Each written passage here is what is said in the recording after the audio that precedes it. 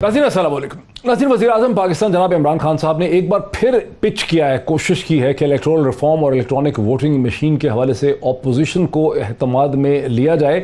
इसके हवाले से हम बड़ी तफसील आज बहस करेंगे अपने एनालिस्ट के साथ, अपने पैनल के साथ। लेकिन आज पाकिस्तान की नेशनल असम्बली में जो नोक झोंक हुई शाह महमूद कुरैशी फॉरेन मिनिस्टर और बिलावल जरदारी भुट्टो के दरमियान, वो बहुत ही दिलचस्प है, बहुत ही इंटरेस्टिंग है और उसका जिक्र किए बगैर आज कोई बैठक हो नहीं सकती। ये बहस उस वक्त शुरू हुई जब बिलावल जरदारी भुट्टो ने स्पीकर असद कैसर साहब को शदीद तनकीद का निशाना बनाया और पाकिस्तान के फॉरेन मिनिस्टर शाह महमूद कुरैशी साहब ने बिलावल भुट्टो की एब्सेंस में, जबकि वो असम्बली में मौजूद नहीं थे, उस वक्त असद कैसर को डिफेंड करने की कोशिश जिन अल्फाज में की। बिलावल जरदारी भुट्टो एक ऐसा बच्चा है जो पर्चियाँ लिख के आता है और उसके बाद ऑटो पे ऑन हो जाता है। यह है शाह महमूद कुरैशी साहब का बयानिया। यहीं से हम बात का आगाज़ करते हैं। पाकिस्तान के इंतहाई प्रोमिनेंट तीन एनालिस्ट मुझे इस वक्त ज्वाइन कर रहे हैं पॉलिटिकल। मेरे साथ आरिफ हमीद भट्टी साहब हैं, DSNG के जरिए वीडियो लिंक के जरिए मुझे लाहौर से ज्वाइन कर रहे हैं। मुझे ज्वाइन कर सकेंगे मजहर अब्बास साहब कराची से एक वीडियो लिंक के जरिए, और Imran Khan television anchor and senior analyst जो हैं वो भी मुझे लाहौर से एक वीडियो लिंक के जरिए ज्वाइन कर सकेंगे। आरिफ हमीद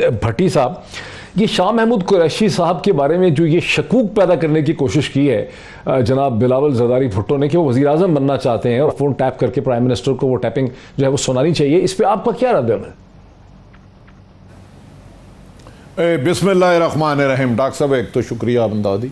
डॉक्टर साहब, बिलावल भुट्टो नौजवान हैं, अच्छी गुफ्तगू कर रहे हैं, लेकिन आज जोश खताबत में वो भूल गए कि भट्टो के नवासे हैं, जुल्फ़कार अली भट्टो के, बेनज़ीर के साहबजादे हैं। आपको पता है उन्होंने क्या असम्बली में बात की, जहाँ कानून साजी होनी थी, जहाँ कहते हैं कि इस्टेब्लिशमेंट फोर्स करती है। उन्होंने वज़ीर आज़म पाकिस्तान को रिक्वेस्ट की कि आप खारजा वजीर शाह महमूद कुरैशी का टेलीफोन टेप करें। मेरी समझ में नहीं आता, एक तरफ ये इस्टेब्लिशमेंट को बुरा कहते हैं, गालियाँ देते हैं कि ये इलेक्शन में इंटरफेरेंस करते हैं, ये फलां करते हैं, तो आप असम्बली में पीपल्स पार्टी जो सबसे पुरानी सियासी जमात है, जुल्फ़कार अली भट्टो के आप नवासे हैं, गलती से यहाँ किसी ने पर्ची गलत पकड़ा दी इन्हें। यहाँ जोश खताबत में ये शाह महमूद कुरैशी पे लगाते, उनके बारे में अक्सर ये लोग कहते हैं कि वो अगर पीपल्स PTI में अल्टरनेट हुआ तो वो मेरा ख्याल है ये नहीं होगा। PTI में अल्टरनेट भी इमरान खान है, पहला भी इमरान खान है, आखिरी भी है। नून लीग में पहले भी नवाज शरीफ है, आखिरी भी नवाज शरीफ है, दरमियान में भी नवाज शरीफ है। जरदारी ख़ानदान में जरदारी पहले भी है, आखिरी भी है और दरमियान में भी है। ये वरासतें हैं। हाँ, PTI में वरासत नहीं क्योंकि है नहीं है, लेकिन मेरा ख्याल है उन्होंने जो कहा ना, छोटे से बच्चों में बातें कुछ। यानी आप ये कह रहे हैं कि प्राइम मिनिस्टर इमरान खान को तहरीके इंसाफ के अंदर से कोई और लीडर रिप्लेस नहीं कर सकेगा? ये जो हम अक्सर सुनते हैं कि कोई ऐसी चीज हो जाए कि इमरान खान को हटा दिया जाए और तहरीके इंसाफ में कोई और लीडर इमर्ज करे, ये मुमकिन नहीं हो सकता। इसकी बहुत नाकाम कोशिश हो चुकी है। मैं आपको यकीन से कह रहा हूं, चंद लोग हट सकते हैं, वो PTI के, नून लीग के भी हट सकते हैं। अगर इमरान खान माइनस कर दें तो PTI में रहता क्या है, मुझे उसका नाम बता दें। कोई काफ लीग से आया, कोई नून लीग से आया, कोई मुस्लिम लीग से आया है। जो 2096 में मदर साहब ने PTI बनवाई थी, उनके मतलब जवानी के दौर में, माशाल्लाह मदर साहब उस वक्त जवान थे, वो मैंने प्रेस कॉन्फ्रेंस अटेंड की हुई है, मुझे तो वो PTI का रहनुमा नज़र ही नहीं आता। इमरान खान के बगैर PTI नामुकम्मल है और मेरा ख्याल है कि अपोजिशन को अब यकीन हो चुका है कि उनकी बुलंद व बाला दावे PDM तितर बितर हो गई। इमरान खान की हुकूमत वो नहीं गिरा सकते। अब दोनों पार्टियां NRO लेके जेल बचाओ मुहिम पे लगे हैं। अल्लाह का वास्ता जे वो भाई लोगों को भी जाके कहते हैं, माना देखिए ताड़ी कितनी वफादारी कर रहे हैं, देखा सर बजट कैसे प्यार से मंजूर हुआ है। बच्चे गैर सियासी होते हैं, आज असम्बली में देखा नहीं, ये कहते थे शीशा पराई हुई दीवार बनूंगा। ये दीवार तो एक टेलीफोन कॉल की मार निकली भाई, ये तो एक फूंक की मार निकली। कहाँ मुझे देखता था मैं असम्बली में गाली बलूचिस्तान में जनादा जा मदर साहब के आगे तो मैंने टेबल के नीचे छुप जाऊंगा उन्हें टाइम देने के लिए। मजहर साहब, ये जो अभी भट्टी से एक बात आगे बढ़ाते हुए ये कह दिया है कि PDM कोलैप्स हो गई, कि जमातें छुपती फिर रही हैं, बजट जिस तरह से पास हो, तो आप समझते हैं कि अब इमरान खान जो हैं, इलेक्शन 2023 में हो या 2022 के अक्टूबर में हो, अब इमरान खान जो हैं वो महफूज हो गए हैं किसी और काउंटर पॉलिटिकल मूव से? एग्री करते हैं आप? शुक्रिया मोई साहब। देखिए, इलेक्शंस की अपनी डायनेमिक्स होती हैं। इलेक्शंस कॉन्स्टेंसी की बुनियाद पर लड़े जाते हैं। ख़ास तौर पर पंजाब में आरिफ को मुझसे ज़्यादा बेहतर पता है। पंजाब के इलेक्शन बिल्कुल मुख्तलिफ अंदाज के होते हैं। पंजाब में बरादरी सिस्टम, आरआई, कश्मीरी, जाट, इनकी बुनियाद पर होते हैं। यहाँ कोई नैरेटिव की बुनियाद पर पंजाब में इलेक्शन नहीं होते। बाकी जगह भी मोर और लेस ऐसा ही है, लेकिन पंजाब में खास तौर पर नहीं, मैं इलेक्शन की तो बात ही नहीं कर रहा। मैं कह रहा हूं कि क्या अब इमरान खान इलेक्शन तक महफूज हो गए? क्या ये बात सेटल हो गई है कि इमरान खान महफूज है इलेक्शन तक? मुझे तो बहुत पहले से मैं ये बात कह रहा हूँ। मैंने कभी भी ये बात नहीं की, डाउट किया कि इमरान खान जो है वो गैर महफूज हैं। मैंने कभी ये बात डाउट नहीं की कि इमरान इलेक्शन जो हैं वो 2023 इमरान खान खुद चाहें तो शायद चंद माह पहले इलेक्शन करा दें। अदरवाइज इवन जब पीडीएम बहुत स्ट्रांग थी, इवन जब पीडीएम जलसे जुलूस कर रही थी, उस वक्त भी मेरा कंसिडर्ड ओपिनियन ये था कि इलेक्शन जो हैं वो अपने वक्त पर ही होंगे। तो इसमें तो कोई वो नहीं है। हाँ, इमरान और ज़्यादा और पीटीआई को और ज़्यादा मौका मिला है अपने आप को मजबूत करने का, क्योंकि अपोजिशन जो है वो इज़ इन कंप्लीट डिसरे। और तो इस वक्त अगर पीटीआई इस मौके से भी फ़ायदा नहीं उठा सकी, पीटीआई इस मौके पर भी अपने अंदर के इख्तलाफात ख़त्म नहीं कर सकी जो पंजाब में बड़े वाज़े नज़र आते हैं। पंजाब में आज भी जो है वो शाह महमूद कुरैशी और ये भी मैं आपको बता दूं कि इमरान खान के जहन में शायद अगले इलेक्शन के बाद ये है कि पीटीआई का रिप्लेसमेंट कौन होगा। वो अगर इस चीज़ को नहीं किया तो पीटीआई, जाहिर है पीटीआई की सूरत हाल शायद मोरूसी सियासत से ज़्यादा ख़तरनाक हो जाए, क्योंकि मोरूसियत में तो कम से कम पार्टी इंटैक्ट रहती है। लेकिन अगर आप इस पीटीआई जैसी जमातों में अगर आप इलेक्टोरल रिफॉर्म्स नहीं करेंगे पार्टी के अंदर, अगर आप इलेक्शन नहीं कराएंगे, तो फिर तो ज़्यादा सीरियस सिचुएशन हो जाएगी कि इमरान खान के बाद पीटीआई को कौन लीड करेगा। इसलिए ये बहुत ज़रूरी है कि इमरान खान जो भी हो, इमरान खान ये अपना जहन बनाना शुरू करें कि पीटीआई की ऑल्टरनेट लीडरशिप क्या होगी। इमरान खान, आप टेलीविज़न एंकर हैं, वज़ीर आज़म के हमनामी हैं, वज़ीर आज़म भी इमरान खान है, आप भी इमरान खान है। आप प्राइम मिनिस्टर को क्या एडवाइस करेंगे कि सूरत हाल में क्या उनको अर्ली इलेक्शन का सोचना चाहिए, जो सारा नक्शा आपके सामने खिंच गया है? सर, वो खुद बड़े समझदार और सियाने हैं, उनको एडवाइस नहीं किया जा सकता।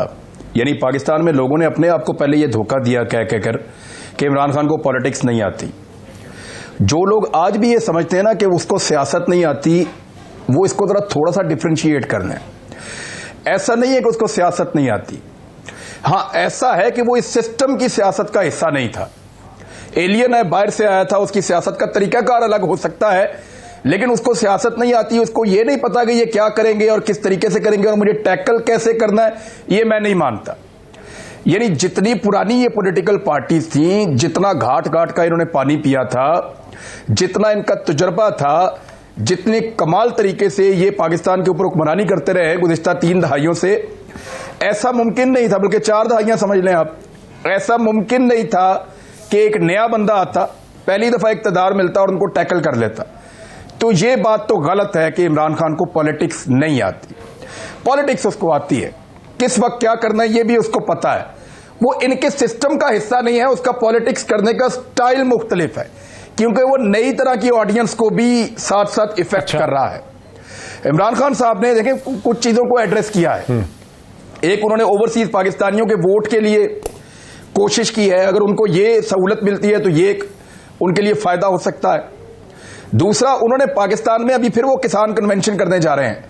किसानों को पंजाब में पहली दफा ऐसे लगा कि पीएमएलएन के मुकाबले में पीपल्स पार्टी के बाद अब कोई पार्टी आई है जो मुकाबला कर रही है और वो किसानों का साथ दे सकती है।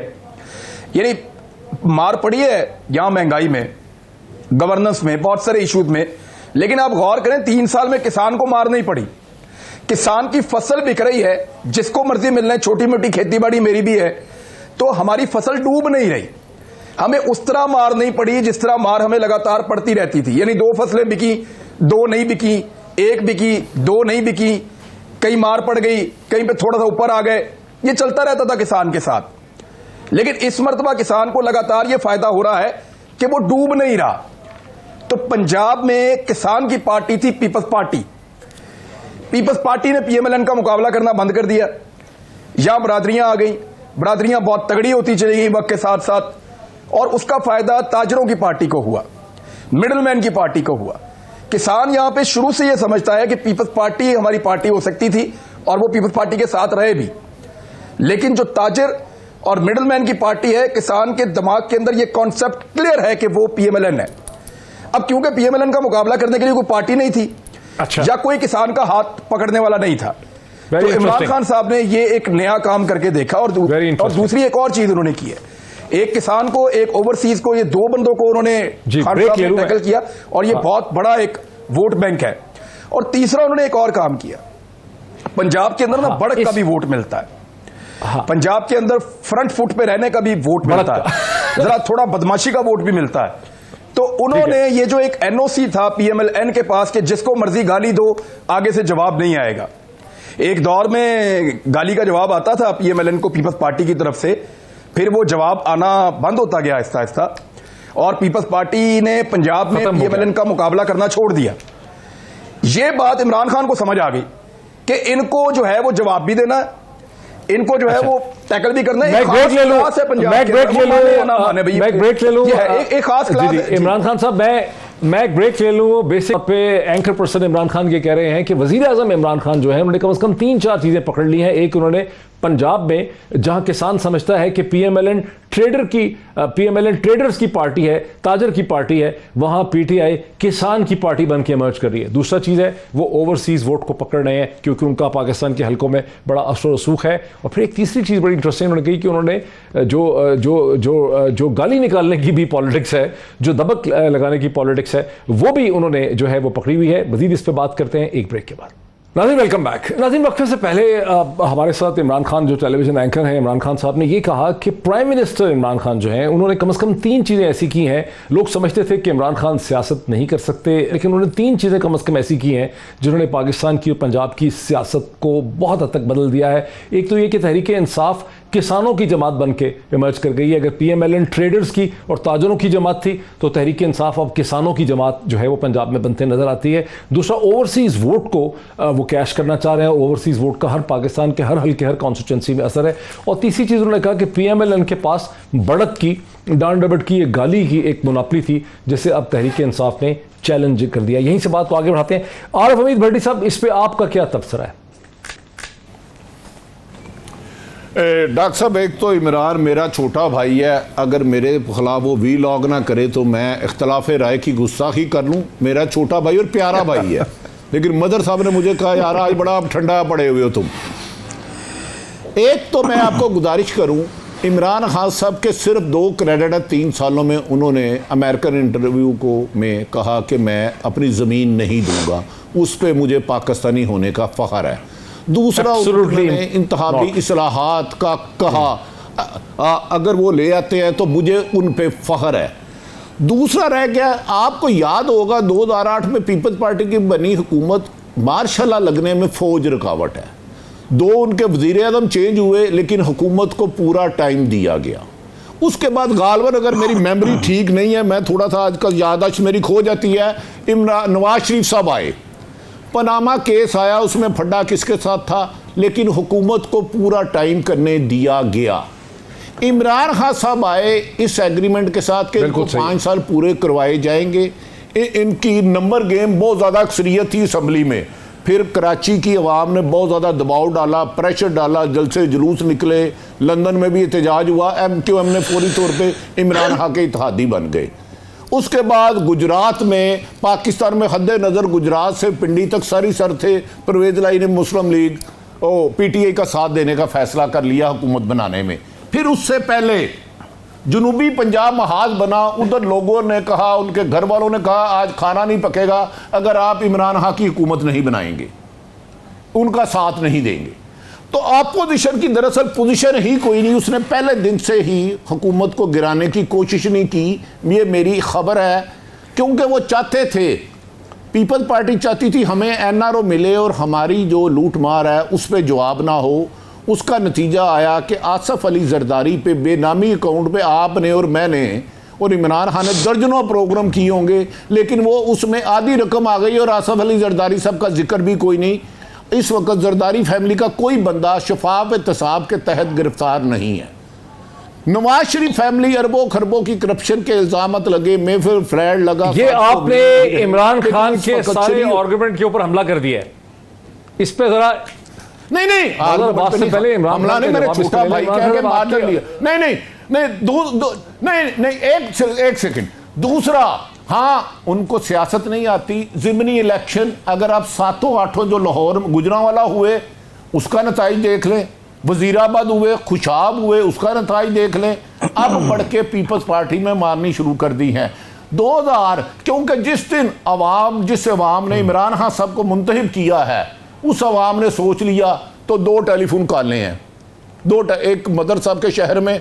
अब इस पे एक रद्द अमल, एक इस पे जरा काउंटर व्यू सर आने देना जरा इमरान खान को भी इस पे। इमरान खान साहब वो नहीं मानते आपकी बात, आपने 3 आर्गुमेंट रखे थे, उन्होंने उसके जवाब में काउंटर थीसिस रख दिया, आपकी बात नहीं मानते। तो ये तो कोई शर्त नहीं है कि मैं बात करूं और वो बाकी सबको माननी भी पड़े। वो मेरा आर्गुमेंट था, लोग सुन रहे हैं, अगर उनको ठीक लगे तो ठीक है। आरिफ भाई का आर्गुमेंट है और आरिफ भाई जो बात कर रहे हैं, देखें उसमें एक चीज जो मेरी रह गई थी, 4th पॉइंट, वो ये था कि जो अमेरिका को रिप्लाई किया इमरान खान साहब ने, देखें जब खैबर पख्तूनख्वा में उन्होंने पहली दफा हुकूमत बनाई तो उसकी जो सबसे बड़ी वजह थी ड्रोन हमलों की मुखालफत उन्होंने की और जो दहशतगर्दी के खिलाफ जंग है उससे पाकिस्तान को बाहर निकालने की बात की। उसका बड़ा उनको जबरदस्त फीडबैक मिला था उनको। ये एक मरतबा फिर खैबर पख्तूनख्वा में अपने आप को मजबूत किया। आप जाके सर्वे करवा लें, ये जो स्टेटमेंट्स हैं अमेरिका के बारे में खास तौर पे, इन्होंने उनको कितना सर्व करेंगे और इलेक्शन में कितना ज्यादा सर्व कर सकते हैं, इसका अंदाजा आप लोग अगर खैबर पख्तूनख्वा जाते हैं, वहां के लोगों से बात करते हैं तो आपको हो सकता है। और खास तौर पे अफगानिस्तान के हवाले से उनकी पॉलिसी, ये 4 चीजें हैं। मुझे ऐसा लगता है कि किसान जो है, जो पहले पीटीआई को एक ऑप्शन के तौर पे नहीं दिखता था, वो देख सकता है। ओवरसीज पाकिस्तानी जो है, मुझे नहीं लगता कि किसी और पार्टी को वोट डालेंगे, पीएमएलएन को या पीपल्स पार्टी को। पीपल्स पार्टी को पूरी दुनिया में 9 मिलियन वोट मिल गया तो मुझे नहीं लगता उनको 20,000 वोट भी पड़ेंगे। तो इसी तरह जो किसान है, ओवरसीज है, एक भड़क का वोट है पंजाब में। और आखिरी चीज जो मैंने आपको बताया कि ये जो पॉलिसी इमरान खान साहब की अमेरिका के बारे में है, जिसपे आरिफ हमीद भट्टी साहब जैसा नाकद जो तनकीद करने में अपनी शोहरत रखते हैं, अगर वो ये कहते हैं कि मुझे पाकिस्तानी होने पर फख्र है, तो वो लोग जो ऑलरेडी इस चीज के इंतजार में बैठे हुए थे, वो इस पे क्या सोच रहे होंगे खैबर पख्तूनख्वा में, कबायली इलाकों में या दूर दराज ऐसे एरियाज में जो इफेक्टेड है, वहां पे बैठे हुए। तो मुझे ऐसा लगता है कि इससे फर्क पड़ेगा। अभी अगर आप बाकी पॉलिटिकल पार्टीज क्या कर रही हैं तो उनका वो कैसे बेचते हैं। मजहर अब्बास साहब, इन 4 चीजों पे आपका क्या तबसरा है? देखिए, पहले तो मोहित, क्योंकि मैंने इस पार्टी को बनते हुए देखा है शुरू से 95 से, और इमरान खान साहब से बहुत गुफ्तगू भी रही है, और जो शुरू के पीरियड्स थे ना, उसमें इमरान खान वाकई सियासत के हवाले से बहुत नाइव थे। और मैं ये वैसे बात नहीं कर रहा हूँ, मतलब आपको अगर मैं एक मिसाल दूँ, इमरान खान साहब को ये तक नहीं पता था कि मे डे क्या होता है। और ये जब मेराज मोहम्मद खान साहब से बैठ के प्रेस कॉन्फ्रेंस की, उस वक्त मैंने ये बात उनसे की थी। जब उनका मैसेज मैंने लेना चाहा मे डे पे, तो उन्होंने मेराज की तरफ देखा और कहा कि मे डे क्या होता है। तो इस तरह, लेकिन चूंकि वो एक मेहनती आदमी है, और वो कंसिस्टेंटली जो है वो स्ट्रगल करते हैं, सीख लिया करते हैं, सीखा बहुत है इमरान ने, बहुत सीखा है। और सबसे जो उनका क्रेडिट है, जो मैं समझता हूँ, जो मेन क्रेडिट है इन सारी 4 बातों को हटा के, वो ये कि उन्होंने पाकिस्तान की पॉलिटिक्स को नए पॉलिटिकल वर्कर्स दिए हैं, उन्होंने पाकिस्तानी पॉलिटिक्स को नए लेजिस्लेचर्स दिए हैं, उन्होंने पाकिस्तानी पॉलिटिक्स में जो फैमिलीज कभी वोट नहीं देती थी, उनको वोट पोलिंग स्टेशन तक लाए। उन्होंने पाकिस्तानी पॉलिटिक्स में नौजवानों, ख़वातीन का इंटरेस्ट डेवलप किया है कि पॉलिटिक्स के ज़रिए ही तब्दीली आ सकती है। तो इनडायरेक्टली उन्होंने डेमोक्रेसी को सर्व किया है, उन्होंने डेमोक्रेसी को एक ऐसा कैडर दिया है जिसको। लेकिन मगर मैं चाह रहा था कि इस पे कोई कमेंट करता। जो इमरान खान ने ये कहा, हमारे कुलीग इमरान खान ने जो कहा कि प्राइम मिनिस्टर ने, तहरीक इंसाफ ने किसान को अपने साथ खड़ा किया है, किसान को फैसिलिटेट किया है, किसान को बेहतर जिंदगी दी है, उसमें कोई कमेंट नहीं आप कर रहे, क्योंकि पीएमएलएन का था कि ताजर है, बिजनेसमैन है। क्या किसान खड़ा होगा तहरीक इंसाफ के साथ? यही इसी तरफ आ रहा हूं कि अब क्या है, अगर वो किसान के साथ खड़े, क्या इमरान खान लैंड रिफॉर्म्स करेंगे? अगर वो लैंड रिफॉर्म्स नहीं करते, देखिए जुल्फिकार अली भुट्टो का जो पेजेंट मूवमेंट थी वो क्या थी, और उन्होंने लैंड रिफॉर्म की भी बहुत सी जगहों पे। और अब इमरान खान किसानों को बहुत ज़्यादा सर्व करेंगे। इसका हमें रिजल्ट कहाँ पता चलेगा? अगर Imran Khan local bodies election कराते हैं, हमें उसके नताइज इंडिकेट करेंगे कि इमरान खान रूरल एरियाज में कितने पॉपुलर हैं। हमें वो नताइज इंडिकेट करेंगे कि इमरान खान के साथ किसान किस हद तक जुड़ता है, वो किस हद तक अपने इलाके के जागीरदार या जमींदार के मुकाबले में जो है वो वोट देगा इमरान खान के उसको। ये अभी डिटरमिन होना बाकी है। फिर सबसे इम्पोर्टेंट क्या है कि पंजाब का राइट विंग वोट कहाँ जाएगा? इमरान खान और तहरीक इंसाफ की गवर्नमेंट टीएलपी को रिवाइव नहीं करने जा रही। टीएलपी के लिए टीएलपी आप अब तक देख लें कि वो नहीं, उसमें वहाँ एक पोजीशन है। तो ऐसी सूरत में अगर टीएलपी को इलेक्शन नहीं लड़ने दिया गया तो टीएलपी का वोट किधर जाएगा? और पंजाब में उनका अच्छा खासा वोट है। ये टीएलपी का वोट कहाँ जाएगा? एक और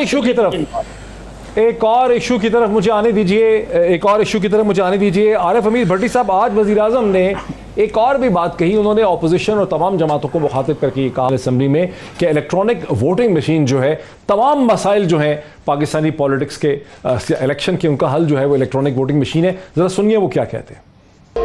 मेरा स्पीकर साहब आज ऑपोजिशन को ये कि हमने पूरी कोशिश की और हम इस नतीजे पे आए कि इसका सिर्फ एक रास्ता है, ईवीएम मशीन्स। वो क्यों है? क्योंकि ईवीएम मशीन जैसे इलेक्शन खत्म होता है बटन दबता है, रिजल्ट आ जाता है। तो वो जो सारा पीरियड है उसके बाद जिधर डबल स्टैंप्स होते हैं, जिधर वो थैलियां खुली होती हैं, वो जो सारी चीजें वो सारी चीजें खत्म हो जाती हैं अगर आप इलेक्शन खत्म होते साथ ही रिजल्ट आए। और अगर इनके पास ऑपोजिशन के पास कोई और तजवीज है तो हम तैयार हैं सुनने के लिए। हर इलेक्शन अगर आज आप कुछ इस पर कोई रिफॉर्म नहीं करेंगे ये तो फिर हर इलेक्शन के अंदर यही सिलसिला होगा, जिस तरह बाई इलेक्शन, जिस तरह सेनेट के अंदर। भट्टी साहब, वज़ीर आज़म इलेक्ट्रॉनिक वोटिंग मशीन में इतने दिलचस्पी क्यों रखते हैं और क्या इलेक्ट्रॉनिक वोटिंग मशीन को इंट्रोड्यूस करने में कामयाब हो जाएंगे? देखिए डॉक्टर साहब, मैंने कहा ना, एक मुझे फ़ख्र हुआ था जब वज़ीर आज़म ने अमेरिका को कहा था हमारे माजी के कमांडो की टांगें कांपती थी जब एक मैसेज आता था। ये कोई ईमानदार, जुर्रतमंद और बहादुर आदमी अमेरिका को कह सकता है, जो आज उन्होंने असम्बली में की।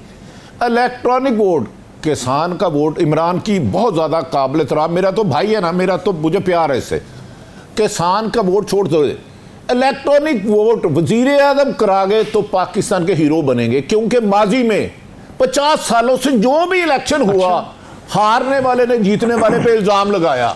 इसलिए पीपल्स पार्टी की 2 हकीमतें गई कि जी धांधली की गई है, इलेक्शन फ्रॉड से हुआ, नून लीग की 2 गई।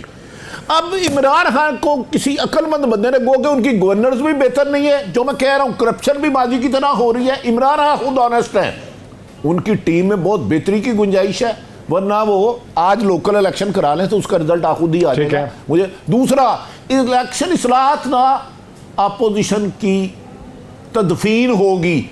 मैंने बीइंग ए जर्नलिस्ट 30 साल बहुत काम किया। लाहौर में हर तकरीबन हलके में एक तगड़े MP MNA ने अपने इलाके में 20,000 जाली वोट बनाया। वो जाली वोट कैसे होता है? आपका 1 मिनट ज़ाया होगा, यकीनन आप डॉक्टर भी हैं और होस्ट भी हैं एक अच्छे प्रोग्राम के। ये क्या करते हैं, नून लीग बड़ी, इसने साइंस ने उतनी तरक्की नहीं की जितनी नून लीग ने करप्शन में तरक्की की है, ये इनको क्रेडिट जाता है। एक वोट, मैं रहता हूँ जहाँ नवाज शरीफ शुरू से इलेक्शन लड़ते रहे, इस्लामपुरा, एक वोट एक बंदे का बना इस्लामपुरा, उसी का पोलिंग स्टेशन रावी रोड है, उसी का वोट उधर बना हुआ है, एक मजंग है वहाँ बना हुआ है। एक बंदे के 6-7 वोट हैं। एड्रेस क्या है? डॉक्टर मोहित पीरजादा, साद फैमिली के 10 लोग, इछरा बाजार, जहाँ सारी उम्र ढूंढ ही नहीं सकते। इन्होंने वो घर में रिकॉर्ड रखा हुआ। अगर इमरान हाँ इलेक्शन इस्लाहात कराते हैं तो धांधली जो 50 सालों से रोना रो रहे थे वो बंद हो गई, तो कई पॉलिटिशियनों की सियासत दफन हो जाएगी। ये मैं आपको यकीन से कहता हूँ। इमरान हाँ, और ये पाकिस्तान के साथ नेकी करेंगे, अपनी जमात के साथ नहीं। हाँ, दूसरी इंटरेस्टिंग, अगर इमरान खान सियासत सीखते तो अपनी पार्टी की तंजीम साजी करते, उसको नीचे से मजबूत करते, उसकी बेस मजबूत करते। आप इस पर भी बात करते हैं, एक ब्रेक ले लो, लोकल बॉडी इलेक्शन, एक ब्रेक ले लो, इलेक्ट्रॉनिक मशीन और इलेक्टोरल रिफॉर्म पे मजीद बात करते हैं एक ब्रेक के बाद, आफ्टर द ब्रेक। नाज़रीन वेलकम बैक। नाज़रीन प्रोग्राम के पिछले हिस्से में मैंने आपको ये बताया कि आज एक बार फिर वज़ीर-ए-आज़म पाकिस्तान जनाब इमरान खान साहब ने इलेक्टोरल रिफॉर्म के हवाले से इलेक्ट्रॉनिक वोटिंग मशीन के ऊपर बहुत जोर दिया और उन्होंने अपोजिशन को कहा कि इलेक्ट्रॉनिक वोटिंग मशीन ही इलेक्शन के तमाम तर मसाइल का हल है। अगर आपके पास इससे कोई बेहतर तजवीज़ है तो वो सामने रखिए। इस हवाले से प्रोग्राम में बात करते हुए आरिफ हमीद भट्टी साहब का कहना था कि अगर वज़ीर-ए-आज़म इमरान खान ने इलेक्ट्रॉनिक वोटिंग मशीन को इंट्रोड्यूस करवा डाला, अगर वो इसमें कामयाब हो गए तो पाकिस्तानी इलेक्शन के जो डायनामिक्स हैं वही तब्दील हो जाएंगे और बहुत से पाकिस्तानी सियासतदान जिन्होंने जाली वोट्स बना रखे हैं 15-15, 20-20 हज़ार के, वो इलेक्शन से फारिग हो जाएंगे। मज़हर अब्बास साहब, आप इलेक्ट्रॉनिक वोटिंग मशीन को सपोर्ट करते हैं या आप इसके खिलाफ? नहीं, मैं सपोर्ट करता हूं, लेकिन क्या हमारे यहाँ इलेक्शंस सिर्फ वोट की बुनियाद पर तब्दील होते हैं? आप उठा लें, देखिए हमने इलेक्टोरल रिफॉर्म्स की हैं। 77 तक इलेक्शंस जो हैं वो एक गवर्नमेंट ऑफ द डे कराती थी, उसके बाद तय हुआ कि नहीं, गवर्नमेंट ऑफ द डे नहीं, इंटरिम गवर्नमेंट कराए। पहले नेशनल असेंबली और प्रोविंशियल असेंबलीज के इलेक्शन अलग अलग होते थे। फिर ये हुआ कि नेशनल असेंबली के जब इलेक्शन होते हैं तो उसका असर सूबाई असेंबली पे पड़ता है, लिहाजा दोनों के साथ हों। तो हम वे फॉरवर्ड है, इलेक्ट्रॉनिक वोट भी way forward, electronic vote machine भी वे फॉरवर्ड है, बिल्कुल अच्छी है। लेकिन प्रॉब्लम कहाँ आती है? प्रॉब्लम डॉक्टर साहब ये आती है जिसकी अभी मैंने मिसाल दी। एक जमात आपने खड़ी कर दी और उस जमात को फिर आपने फारिग कर दिया। आप इलेक्शंस को मैनेज करते हैं। आईजीआई कैसे बनी थी? आईजीआई भी इसी तरीके से।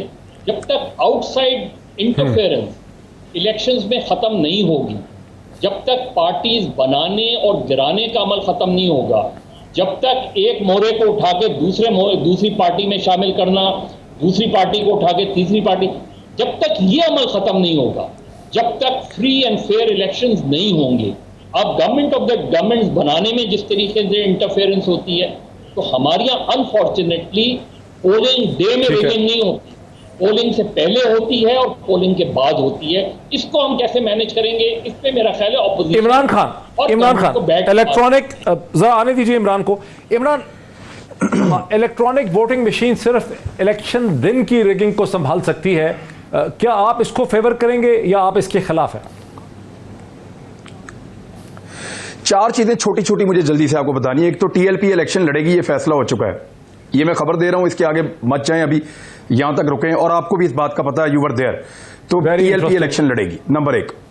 नंबर दो, इसको बनाया था पीएमएलएन ने, इसकी इब्तदाई फंडिंग उन्होंने की थी, इसका आपको भी पता है, सबको पता है, इदारे भी जानते हैं कि ये पीएमएलएन ने इसको शुरू किया था तारुल कादरी के खिलाफ एक ताकत खड़ी करने के लिए। दो चीजें ये होगी। तीसरी, इलेक्टोरल रिफॉर्म्स पे ये जो ईवीएम्स का मामला है ना, ये बड़ा हसास है, ये होना चाहिए। हम ये कहते हैं कि लोगों को पार्टियों के अंदर शामिल करवाया जाता है और एस्टेब्लिशमेंट के लोग जो है मुदाखलत करते हैं, और उसकी वजह से ये मुदाखलत तब तक आप कर सकते हैं जब तक कि उम्मीदवार को इस बात का यकीन हो कि आप इलेक्शन पब्लिक पॉपुलैरिटी पे नहीं जीत रहे, अपनी पॉपुलैरिटी पब्लिक में की वजह से नहीं जीत रहे, आप इलेक्शन जीत रहे हैं, कुछ ताकतें आपको फायदा दे रही हैं इलेक्शन जिताने के लिए। जिस वक्त तमाम उम्मीदवारों को यह पता चल जाएगा कि वो अपनी पॉपुलैरिटी पे जीतेंगे और उनका वोट उन्हीं को पड़ेगा और ऐसा सिस्टम आ जाएगा, तो फिर बैरूनी मुदाखलत भी कम होती चली जाएगी, एकदम खत्म नहीं होगी। एक और चीज यहां पे कही गई कि जो किसान की जो लैंड रिफॉर्म्स है, इमरान खान साहब देखें, उनके पास अक्सरियत नहीं है, वो कर नहीं पाएंगे, लेकिन इसके बावजूद उनके पास ऐसे कवानीन मौजूद हैं जिनमें किसानों का तहफ़्फ़ुज़ है। उन कवानीन पर कभी अमल नहीं हुआ। अगर वो उन कवानीन को बेहतर करते हैं और उनके अंदर किसानों को रिलीफ देते हैं मौजूदा कवानीन की रोशनी में जो वो दे रहे हैं, तो इससे उनको फायदा होगा। अभी वो ये वाला फायदा लेंगे, फिर किसानों को कहेंगे मैं तुम्हारे लिए रिफॉर्म्स लेकर आता हूं, मुझे वोट डालो, तो किसान वोट डाल सकते हैं। इसको एक चांस के तौर पर आप रखें। एक और चीज जो यहां पर अभी डिस्कस हुई, इसी ईवीएम को, इलेक्ट्रॉनिक वोटिंग मशीन को और जो धांधली के सिस्टम को लेकर जो अभी भट्टी साहब भी बात कर रहे थे, देखें जो रवायती पॉलिटिकल पार्टीज है ना, उनके निजाम को बतौर रिपोर्टर मैंने देखा है। मैंने यहां पे जाली इलेक्शन कमीशन के दफ्तर पकड़े हैं लाहौर में, जाली मोहरें मेरे पास घर में इतनी सारी पड़ी हुई थी जो मैं वहां से उठाकर लाया था, वो इतनी ज्यादा थी कि बहुत सारी तो ले गए थे इलेक्शन कमीशन वाले, और थोड़ी सी हम भी ले आए थे रिपोर्टर वहां से उठवा के, हम लेकर आए, हम मीडिया वालों को बांटी, हमने दिखाई सबको, एंकरों को भी भेजी थी मैंने, उस दौर में मैं रिपोर्टर था, मैंने एंकर्स को भी दी थी, कामरान शाहिद साहब को भी दी थी, एक बाकी लोगों को भी दी थी कि जनाब ये देखें आप, ये सबके पास है यहाँ पे इलेक्शन कमीशन की ये मोहरें। फिर वहां पे जाली वोटर, बहुत सारी लिस्टें पड़ी हुई थी, बेशुमार वोट पड़े हुए थे, वो वहां पे एक रात पहले बैठ के डाल रहे थे पीएमएलएन के कैंडिडेट को जिमनी इंतखाब में। इन सब मसलों का हल है इलेक्ट्रॉनिक वोटिंग मशीन्स। अच्छा ठीक है, देखिए इसके ऊपर ये रवायती पॉलिटिकल पार्टीज नहीं आएंगी, उनको लाना पड़ेगा। मजहर अब्बास का ये कहना है भट्टी साहब कि इलेक्ट्रॉनिक वोटिंग मशीन महज एक किस्म का हल है, इलेक्शन में धांधली और भी बड़े तरीकों से होती। आप तो कह रहे हैं कि पूरा इलेक्टोरल डायनामिक्स ही बदल जाएंगे, वो नहीं मानते इस बात को। नहीं, वो उनकी राय है और मैं उनका एहतराम करता हूँ। मैं इमरान को 100% सेकंड करता हूँ। जब एक आदमी का एक वोट पड़ेगा और जिसको पड़ेगा उसका निकलेगा, बैरूनी ताकतों की इंटरफेरेंस खासी हद तक कम हो जाएगी। मैं आपको खबर दे रहा हूँ, चैलेंज कर रहा हूँ, पीपल पार्टी और नून लीग इलेक्ट्रॉनिक रिफॉर्म्स नहीं होने देगी। उनकी मौत है। जो घर से इलेक्शन से पहले 20-25 हज़ार वोट लेके लोग निकलते हैं, उनका तो पहले दिन ही माइनस हो गया। जब एक वोट थंब प्रेशर से एक वोट एक बंदे को पड़ेगा, 4 नहीं पड़ेंगे, ये नहीं होने देंगे रिफॉर्म। ये इमरान खान ने सब, और मैं इमरान खान को इस बात की भी काबिल तस्लीम और तारीफ करता हूँ कि आज उन्होंने अपोजिशन को कहा, भाई अगर आप कह रहे हैं इलेक्ट्रॉनिक वोटिंग में थोड़ी सी गड़बड़ है, आप अपनी तजावीज़ ले आए, अपने IT के एक्सपर्ट ले आए, इसको शफाफ बनाएं। अगर इनका दामन साफ है तो ये भाग क्यों रहे हैं? मैं चैलेंज करता हूँ, अगर इलेक्ट्रॉनिक रिफॉर्म्स हो गई, बैरूनी इंटरफेरेंस भी बंद हो जाएगी, ये लगड़ बगड़ जो ऊपर से मुसल्लत होते हैं ये भी कम हो जाएगा, वादिया फर्क आएगा। और दूसरी खबर, इमरान खान साहब 2023 में इलेक्शन नहीं कराएंगे, एंड में 2023 के मार्च या अप्रैल में इलेक्शन होंगे। ये बात आप प्रोग्राम में रिकॉर्ड करके रख लें। बहुत शुक्रिया। हो चुका है, होना नहीं है। बहुत शुक्रिया। बहुत ही दिलचस्प बहस है, बहुत ही दिलचस्प बहस जो आपने देखी। लगता यह है कि अगर इलेक्ट्रॉनिक वोटिंग मशीन आ गई, आने दिया जाएगा या नहीं, बहुत बड़ा सवाल है। तो ये बात साफ लग रही है कि अगर एक आदमी का एक ही वोट होगा, 4 वोट नहीं होंगे, तो पाकिस्तान की इलेक्शन का ढांचा और उसका नक्शा ही बदल सकता है। आज इतना ही, फिर आपसे मुलाकात होती है। बहुत शुक्रिया।